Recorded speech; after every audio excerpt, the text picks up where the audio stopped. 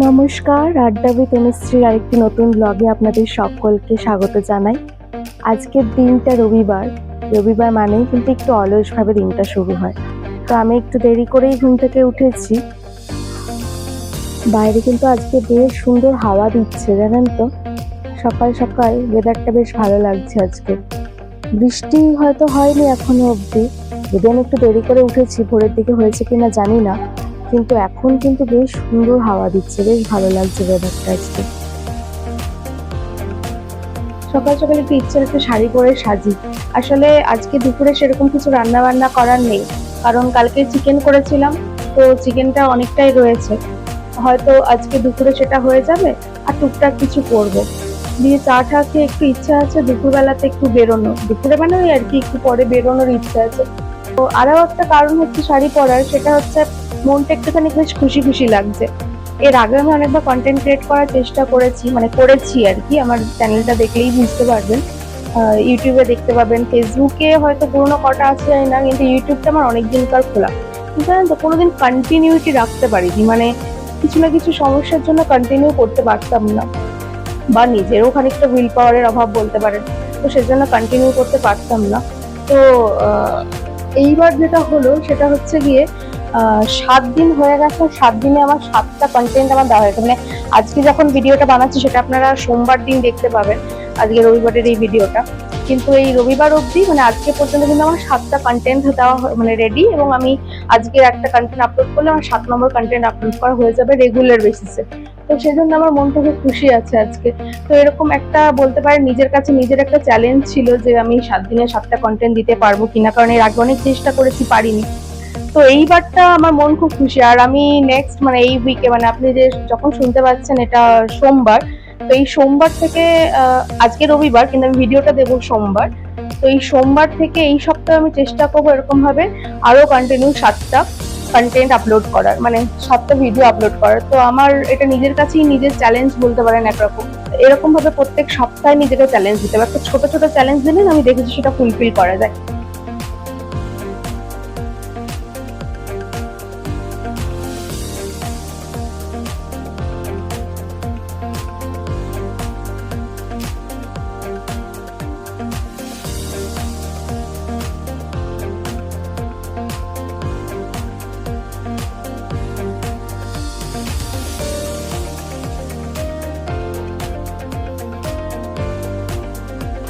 কাণ্ডটা দেখুন একবার। যেদিনই আমি কোথাও ভাবি বেরোবো, সেদিন এরকম ঝমঝমিয়ে বৃষ্টি নামে, এবারে ঝমঝম করে বৃষ্টি পড়ছে। বেরোনো তো হবে না, বুঝতেই পারছেন, যেরকম বৃষ্টি পড়ছে তাতে ভাবলাম বেরোবো, শাড়ি ঠাড়ি পরেও নিলাম, কিন্তু বেরোনো হচ্ছে না। তো কি আর করা যাবে, ঘরটা গোছাই।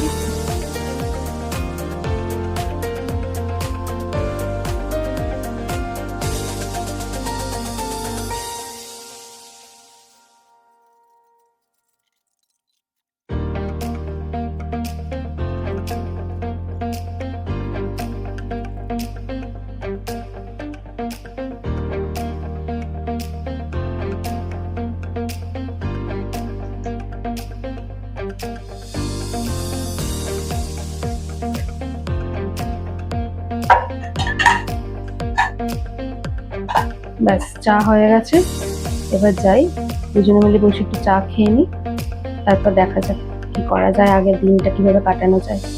দেখতে পাচ্ছেন আপনারা, যাওয়া তো আমার হয়নি, বেরোনো হয়নি, বৃষ্টি এখনো পড়ছে।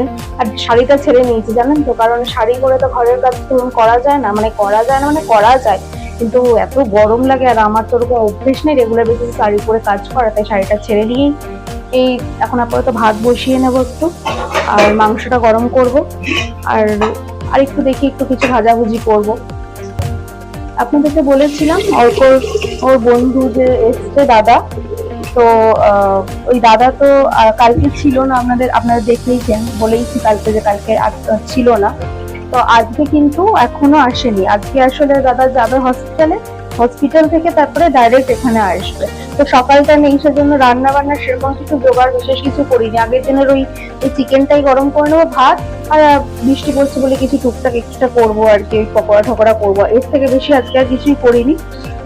দাদা আসবে বিকেলে, তখন আমি আলাদা করে কিছু রান্নার জোগাড় করবো, অন্য কিছু বানাবো। আর এই দেখুন দুপুরটা একটু ফাঁকা ছিলাম, তো আমি আর অর্ক এই ভিডিও করা নিয়ে এত হাসাহাসি করছিলাম, দুজন মিলে হাসাহাসি করতে করতেই দুপুরটা কেটে গেছে আমাদের।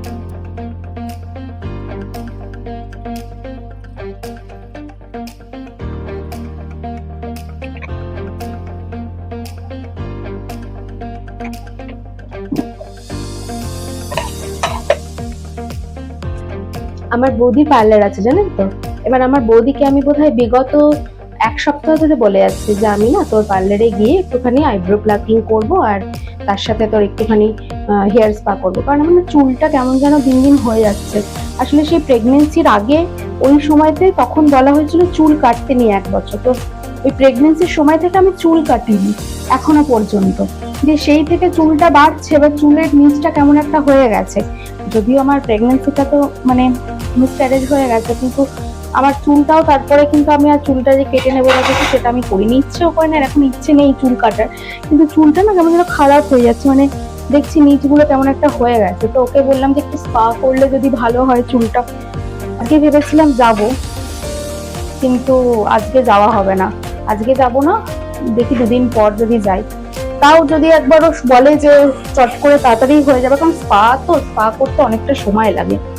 তাও যদি ও বলে যে হ্যাঁ তাড়াতাড়ি হয়ে যাবে এসো, তাহলে হয়তো যেতে পারি, আদারওয়াইজ আজকে আজকে আর যাবো না।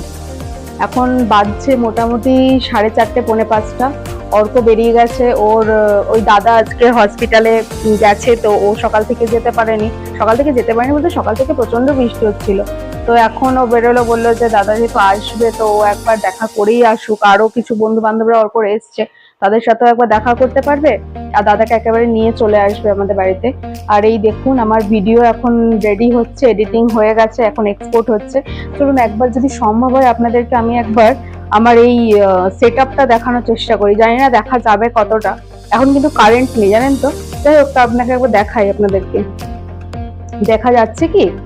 এই দেখুন, এটা আলোটা, এটা ট্রাইপডটা, আর মধ্যে ফোনটা লাগানো আছে। মাইক তো আমার সেট করাই আছে, মাইকটা দেখতেই পাচ্ছেন। তো এরকম সেটিং এ এখন একদম অন্ধকার ঘরটা, হ্যাঁ সেই অন্ধকার ঘরের মধ্যে কিন্তু আমি ভিডিও করছি, অথচ দেখতে পাচ্ছেন লাইটটা কতটা জোরালো। তাও বোধহয় এটা ফুল বোধহয় বাড়ানো নেই সম্ভবত। যাই হোক, লাইটটা কিন্তু ভীষণ জোরালো। এইটা থেকে ভিডিও করে নেওয়ার পর না, যখন আমি অন্য কিছু দিয়ে তাকাই একদম চোখটা ধাঁধিয়ে যায়। আজকে রাতের জন্য প্রিপারেশন হচ্ছে চিকেন আর রুটি। তো রুটি বানাবো, আর হাজবেন্ড বললো চিকেনটা একটু অন্যরকম ভাবে বানাতে, আজকে একটু ঝাল ঝাল করে কষা কষা করে। কদিন চিকেনের ঝোল খাওয়া হয়েছে, 7টা 7:30 বাজে। চিকেনটা প্রিপেয়ার করবো, একটুখানি কষা কষা করে করবো, তো একটু বেশিক্ষণ ধরে কষাবো, এই সময় লাগবে, একটু কম আছে, বেশিক্ষণ ধরে কষিয়ে করবো। অল্প গেছে একটু গোলমরিচ আনতে। ও নর্মালি বলছিল গোলমরিচ চিকেন খাবে, গোলমরিচ চিকেনে কিন্তু হলুদ তারপরে লঙ্কা গুঁড়ো এসব দেয় না, শুধু গোলমরিচ দিয়েই করে। কিন্তু আমি বললাম যে না, হলুদ ছাড়া ওরকম ভাবে করবো না আজকে, আজকে সবকিছু দিয়ে গোলমরিচ দিয়েও করবো, রেসিপিটা একটু অন্যরকম করবো আর কি, একটু আলাদা করবো। এখন এটা ম্যারিনেট করে রেখে দিই, ও গোলমরিচটা আনলে গোলমরিচ দিয়ে আরো 8 ঘন্টা ম্যারিনেট করে রাখবো। এখন যতক্ষণ থাকে থাকুক, তারপর গোলমরিচটা দিয়ে আরো 8 ঘন্টা মতো ম্যারিনেট করে রেখে দেবো। আর রান্নাটা আজকে হবে সাদা তেলে, সর্ষের তেলে করবো না রান্না, সাদা তেলে রান্না করবো আজকে। এই যে গোলমরিচ নিয়ে এসছে, গোলমরিচটা এবার দিয়ে দিই, বেশি করে গোলমরিচ মেশাচ্ছি অনেকটা। যারা ঝাল কম খান তারা কিন্তু এই রেসিপিটা খেতে পারবেন না, যারা একটু বেশি ঝাল খেতে পছন্দ করেন এই রেসিপিটা তাদের খুব ভালো লাগবে। অল্প যে চিকেনের রেসিপিটা খাবে বলছে না, ওই চিকেনের রেসিপিটায় চিকেন গুলো কিন্তু একটুখানি বেশ মানে ছোট ছোট সাইজের হয়, কিন্তু এইখানে কিন্তু চিকেনটা ছোট নয়, চিকেনের সাইজটা বেশ একটু বড়। তো সেই কারণে একটুখানি অসুবিধা হচ্ছে আর কি, মানে ওই এক্সাক্ট রেসিপিটা আর কি করা যাবে না।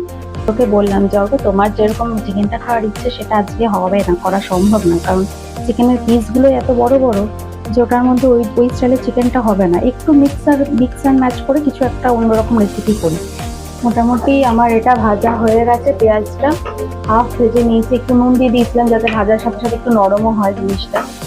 এবার একটু চিকেনগুলো ডাইরেক্ট দিয়ে দেবো। দেখেছেন চিকেনের পিসগুলো কত বড়, ওই জন্যই আমি ওকে বললাম যে হবে না। এবার যেটা করব, চিকেনটাকে একটুখানি হাই ফ্লেমে নাড়িয়ে নেব।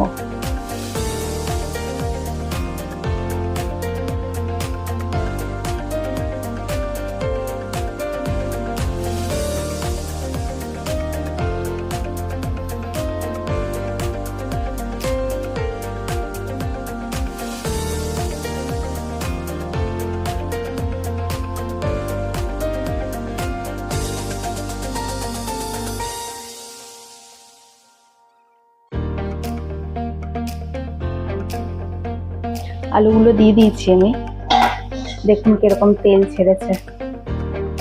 এবার এটা এরকম কষতে কষতেই হবে আস্তে আস্তে। এই দেখুন আমার মোটামুটি চিকেন দেখেছেন তো হয়েই গেছে। আমি যদি আর একটু কষাচ্ছি, যতটা কষাবো তত টেস্ট হবে। উপর দিয়ে একটুখানি ঘি ছড়িয়ে নেবো পরে, আর একটু চিলি ফ্লেক্স দিয়ে দিয়েছিলাম উপর থেকে। বেশ, মাংসটা হতে থাকুক, চিকেন তো হচ্ছে, চিকেনটা হতে থাকুক। আর ওইদিকে আমাদের লাচ্ছা পরোটাও কিছুক্ষণের মধ্যে চলে আসবে। আর জানেন তো, লাচ্ছা পরোটার সাথে আবার আইসক্রিম অর্ডার করা হয়েছে। আজকে একবারে জমজমাটি খাওয়া দাওয়া হবে রাতে বেলাতে। আচ্ছা যাই হোক, আজ আমি কথা বাড়াবো না, দাদা আছে, দাদার সাথে কিছুক্ষণ একটু গল্প করি আমরা বসে, বেশ একটু কথাবার্তা বলতে পারবো। তাহলে ভিডিও করলে তার এত বাড়িতে কথা বলা যায় না। আর জানেন তো, আমি না দাদাকে এখনো দেখাইনি। ভবিষ্যতে যদি কোনোদিন হয় এই সিচুয়েশনে, তো আমার ইচ্ছা করলো না দেখাতে। ভবিষ্যতে কোনোদিন পারলে তখন দেখাবো। মানে কোনোদিন পারলে মানে এদের সাথে তো সবসময় দেখা সাক্ষাৎ হয়, অন্য কোনো সময় দেখাবো। এই সময়টা আমার আর ইচ্ছে হলো না। আর ভিডিওটা এখানেই শেষ করছি। আপনারা সকলে ভালো থাকবেন, সুস্থ থাকবেন। আর আমার ব্লগগুলো যদি ভালো লাগে তাহলে একটু কমেন্ট করে দেবেন। আপনাদের কমেন্টের জন্য আমি অপেক্ষায় বসে থাকি। আর আমার চ্যানেলটাকে সাবস্ক্রাইব করে রাখবেন যদি ইউটিউবে দেখছেন, আর যদি ফেসবুকে দেখছেন তাহলে পেজটাকে ফলো করে রাখবেন। তাহলে আমার নেক্সট ভিডিওগুলো আপনার ভিডিও অটোমেটিক্যালি চলে আসবে।